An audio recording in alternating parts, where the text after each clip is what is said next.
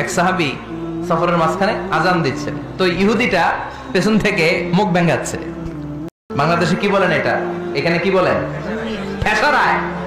এক সাহাবী আজান দেয়, আরেকজন ঠেসারায়। যে ঠেসারায় সে ছোট ইহুদির বাচ্চা। সাহাবী আজান দেয়, এক গাছের ঝোপঝাড়ের পেছন থেকে ইহুদির একটা ছোট্ট ছেলে ঠেসারায়। বিশ্বনবী বললেন, এটারে ধর।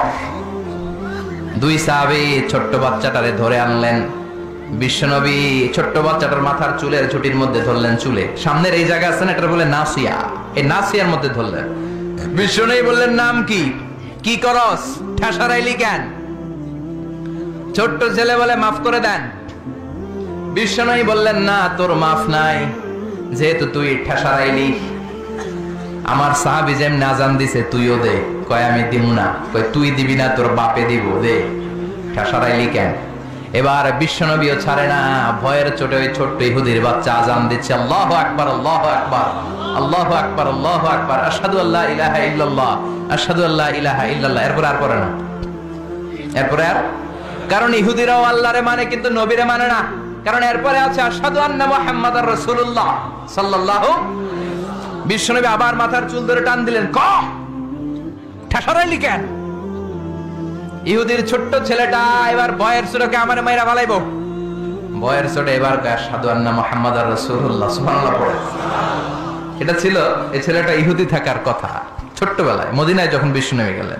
এরপরে শেষ জীবনে সে কালিমা পড়ে মুসলমান হয়েছে, আলহামদুলিল্লাহ। কোন কালিমা পড়ে মুসলমান হওয়ার পরে বিশ্বনবী তার মাথার চুল ধরে যেরকম টান দিয়েছিলেন আর বলছিলেন, ঠেসারাইলি কেন? আজান দে। মাথার সামনের যে অংশে তিনি চুলে খাপ করে ধরেছিলেন, ওই সাহাবী ইহুদি থেকে কালিমা পড়ে সাহাবী হওয়ার পরে বিশ্বনবীর ধরা ওই চুলগুলো তিনি জীবনেও কাটেন নাই। এই সাহাবী ডান দিক দিয়ে চুল কাটে, বাম দিক দিয়ে কাটে, পেছন দিয়ে কাটে, সামনের চুল কাটে না। সামনের চুল বড় হতে হতে মহিলাদের মতো এত বড়, পেছনে কোনো চুল নাই, ডানে বায়ে চুল নাই। চুলগুলো পেঁচিয়ে মাঝখানে রাখে আর পাগড়ি পরে।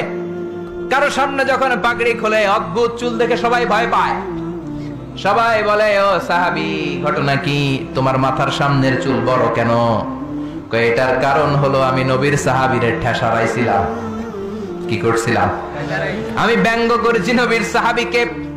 সে কারণে আমি যখন ইহুদি ছিলাম, আমার পেয়ারা নবী, আমার বিশ্ব নবী, আমার প্রাণের রাসূল আমার মাথার চুল ধরে বলেছিলেন, আজান দে। আমার নবীর বরকতময় হাত আমার মাথার যেই চুলের মধ্যে লেগেছে, মরার আগের দিন পর্যন্ত আমি চাই ওই চুলটা নিয়ে আমি কবরে যাব। এই চুল আমি কাটবো না, এটা আমি রেখে দেবো। সুবহানাল্লাহ পড়েন।